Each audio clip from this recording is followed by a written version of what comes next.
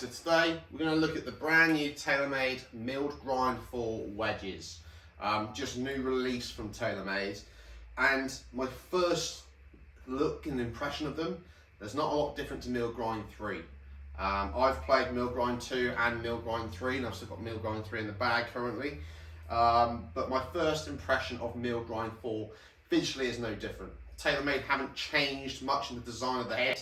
They've still got a slight bit of mass on the higher part of the club face. So for those shots that do come out higher, maybe a little bit out in the rough, you've still got a little bit of mass behind them so you don't lose too much distance. The overall shape of the head, the toe shaping is very similar. The top line's looking very similar. And again, you can see the difference between the grooves and then the outer edges of the club face as well. So typically looking at it, it's a very, very similar wedge to previous models. What have they changed? Well, the main difference really is how they've created the club face. They've now got what they call micro grooves, micro milling grooves, which are actually at 45 degrees to the club face. They're not completely flat, they're not upright, they are 45 degrees at an angle. Now, that's quite a different approach. It's very different to any manufacturer has done before. And Taylormade's reasoning for that is that when you set the club up and you want to play those higher shots and you open the face, when you open the face, those micro grooves, already preset at 45 degrees, then turn to actually give you a better spin pattern. Every wedge that gets released, manufacturers are going to say, we've got better spin, we've got better control.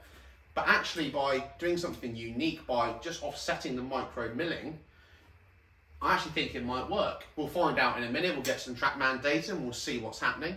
That seems to be the biggest change. From the reviews we've had, you know, it looks like the rust element is still there on the face. That's where you can see the difference in heel to toe.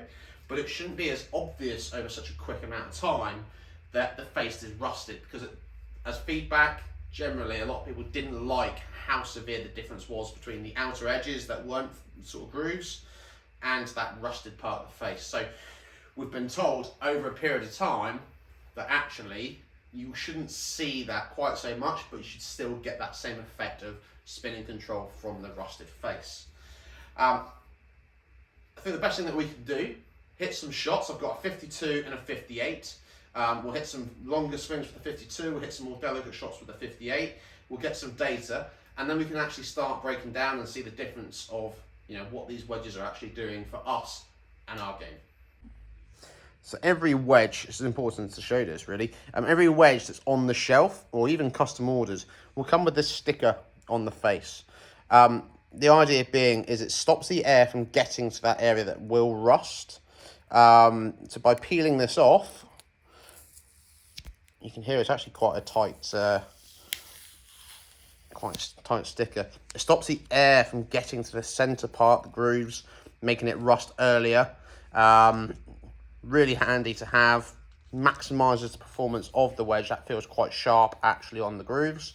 And gives maximum performance straight out the gate. Okay, so I've set this up for a 15, 16 yard chip shot. We've got some numbers at the top left of the screen here.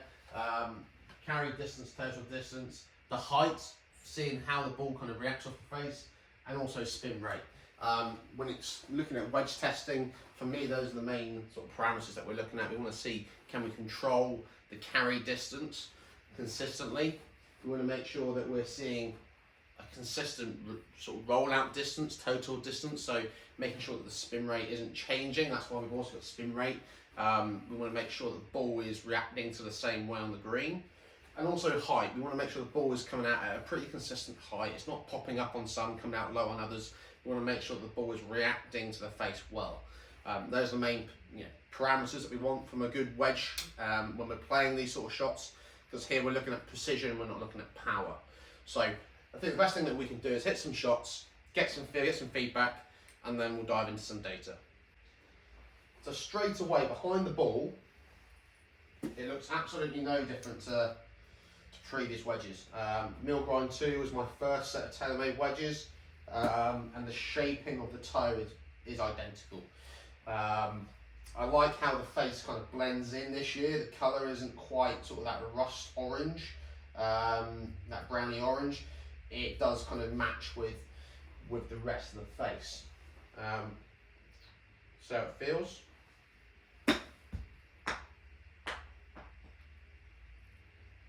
Okay, caught that one a little bit heavy.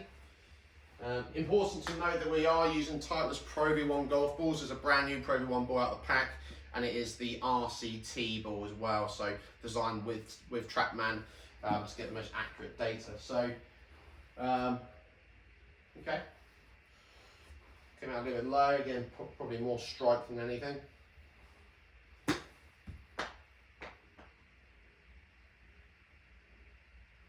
First thing really is the weight of the club.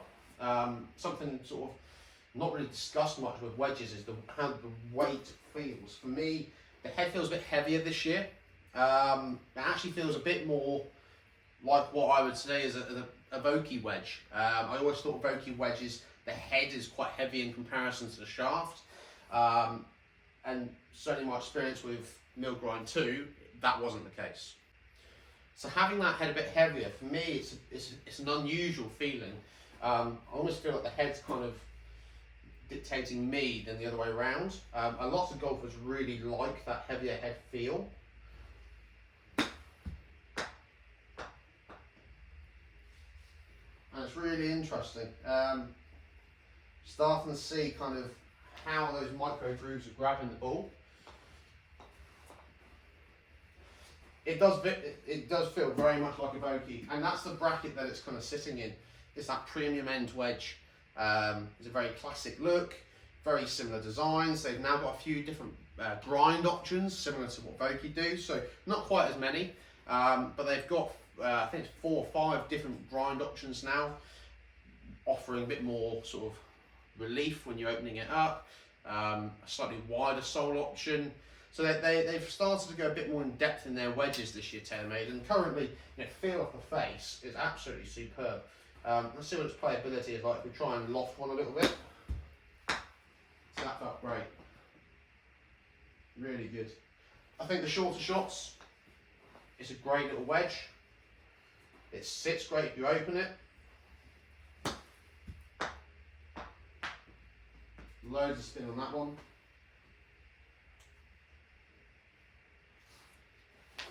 Couple thousand RPM more actually on that one.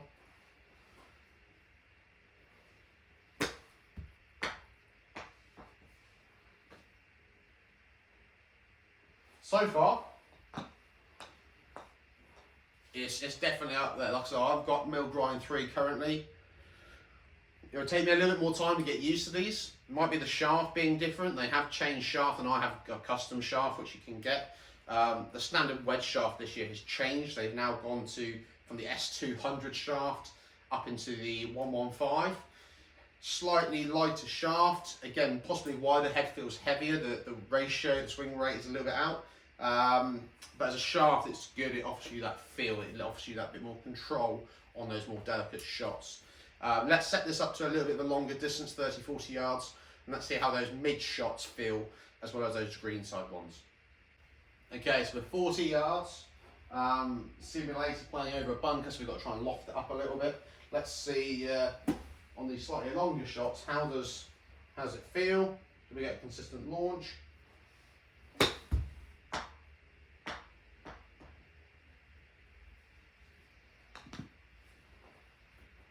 So spin rate pretty good for that sort of shot, 6,500.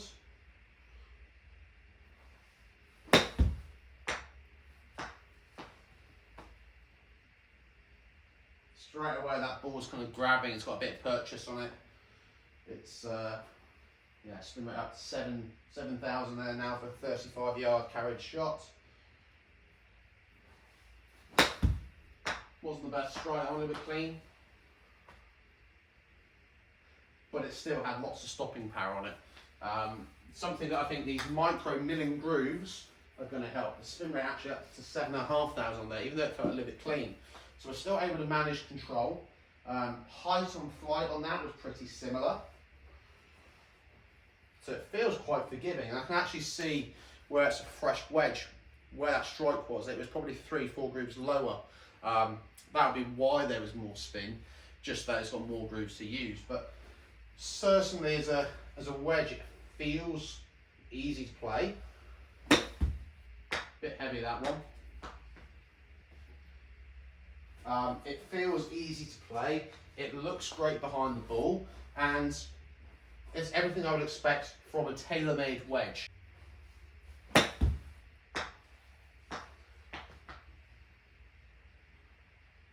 Loads of spinning control on that.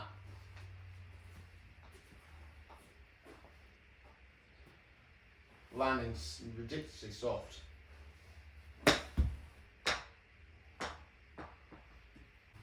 Okay, so I'm going to try some shots with my current 58, my gamer. I've got the high toe version, but I just want to see how it feels off the face in comparison. The shaft is different, which is important to note, so the head to shaft ratio, the swing weight, that will feel different. But let's play some shots to see what the data says. Is it playing similar? So straight away, that one's actually released out a little bit. Now this wedge is about 9 months old, so the grooves are knackered. Spin rate just below 6,500, so where we were kind of getting 7,500, you can noticeably see that reduction, and it's rolled out a little bit more as well.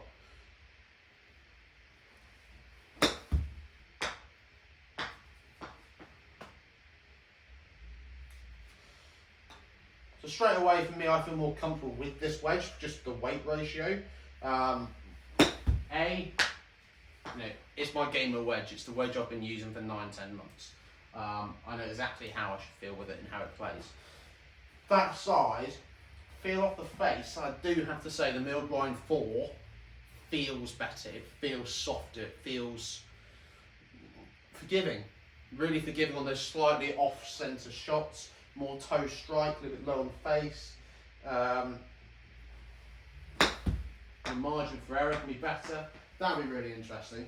So I actually struck one very similar earlier, even though that's rolled up close. I want to see what the spin rate was like, because the same low strike on the MG4 came out at a higher spin, and losing spin. Now, there's always the argument that this isn't a newer wedge, that one's fresh, we've just unwrapped it. There's always that argument. But I do feel that the milled grind 4 offers a lot more forgiveness on these green size shots, shorter mid-flight pitches. The milled grind 4 is a great option. Okay, so the last option now is we're going to go to a further flag. This one's 93 yards, a little bit more of a full swing for me with a 58. And let's see what it's like on a fuller swing. Do we get the same balance, the same feel, and most importantly, consistency in launch characteristics.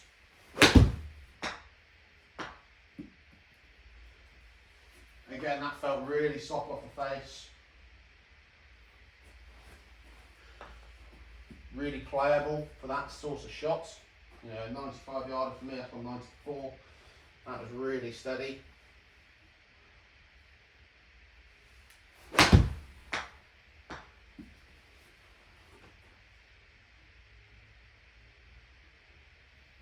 Bit of spin on that one. Didn't feel like it was struck very well, so it was really interesting that spun a little bit. 10,500 spin.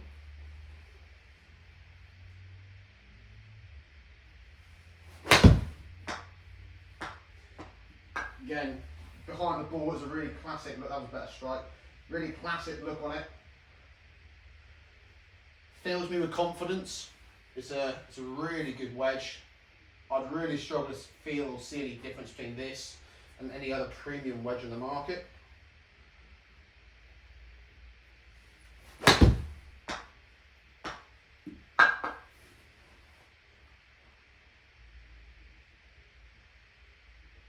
Loads of spin on those sort of longer wedges, which you'd expect with more club speed.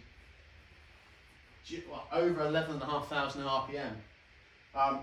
So it shows that A, fresh grooves really helps, but B, this wedge really does it really does do what it says on the tin.